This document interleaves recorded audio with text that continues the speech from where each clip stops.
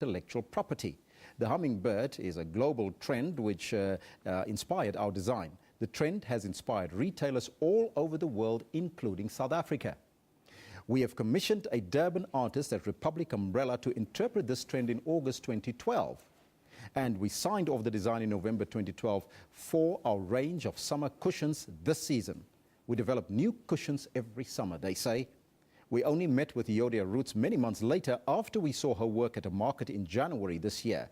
We met Mrs. Roets, or Miss Roets, in an attempt to include her as one of our suppliers and considered some of her work for our artisanal range, which supports talented local artists. We viewed a range of her work, one of which was a hummingbird. Now that is their response. Now to take this debate further, we are joined in studio by Interbrand Managing Director Sarah Lent. Sarah, good morning to you. Good morning. Now, how can designers protect their designs from big corporates such as Woolworths? Well, independent designers are small business owners, and like any business owner, you need to be proactive about protecting your business legally. Designers need to trademark their designs and ideas with the date and time of creation and know their rights, because now all this woman can gain is sympathy by the market, and she doesn't have a legal leg to stand on. Mm-hmm. Furthermore, Woolworths also needs to protect themselves from people that are claiming that big corporations are coming after their designs. As an organization that works with a variety of independent designers, they need to ensure that NDAs are in place, that they're transparent with their business practices with these designers, and they know that their potential designs will not go to market based off of business reasons, as the press release says. Now, as a small business that don't really have much money, how do you then trademark your work? Well, I'm not a lawyer, yes, but it is quite easy to do. And you want to ensure that you include copyrights on everything that you deliver to corporations. You put NDAs in place as a small business owner as you speak to corporations, and you put the date and time against every piece of work that you develop. And even communication, I would imagine. Exactly. Whether it's emails or letters or faxes or whatever the case. That's right. Now, how common is this type of trend, especially with big corporations? Is there such a trend that you know of? Well, yes, and I'm new to the South African market, but within the U.S. this is quite common. Some retailers are known for it more than others, such as Urban Outfitters and Anthropologie. And with the rapid popularity and success of Etsy, which is an online independent kind of retailer, where independent designers can bring their designs out to the mass market and and have their own small businesses and sell those designs directly to the consumer, it creates a much easier platform for retailers to look at those designs and replicate them for their own corporations. Now, as a big retailer such as Woolworths, the brand must be, even if they win this case, the brand is probably in danger. Yes, it is in danger, but at the same time, it takes quite a lot to change consumer purchase decisions.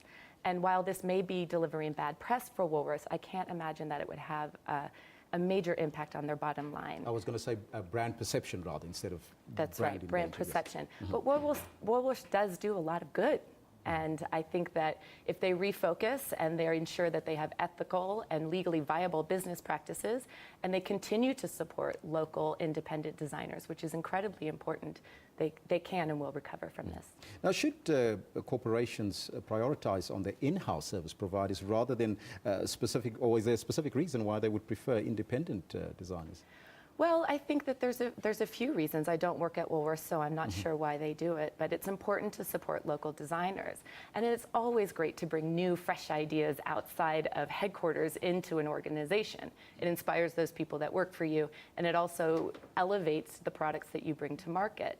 So if ethical and legally viable business practices are ensured, it's a win-win on both sides. Local designers are supported, their small businesses are successful, and Woolworths products are elevated. Now, as an interbrand specialist, how would you have handled this case?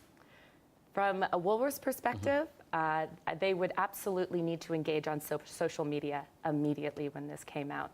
They would need to return her samples immediately and have an open, transparent conversation with her and with the mass market to ensure that everything that they're doing as an organization is clear.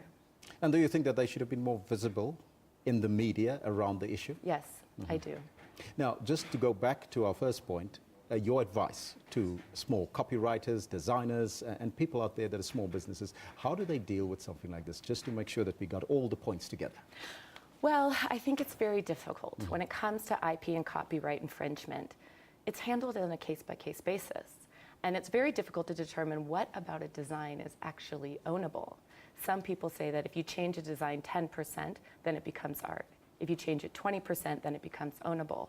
But there's nothing clear-cut about it from a legal perspective. So as a hummingbird, it's a very common design element. And this woman designed her hummingbird based off of a photograph that was taken in 1997. So who's to say who is right and who's infringed upon an individual's copyrights?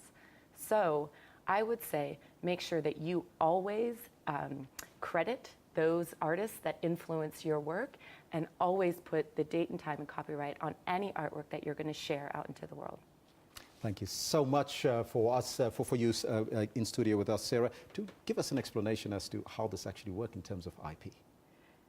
I'm sorry? Thank you so much for joining us. Oh, you're welcome. Now, that was Interbrand Managing Director Sarah Lent in studio with us. Now, if you're a small business owner or a designer, pay attention to what she just said. Now,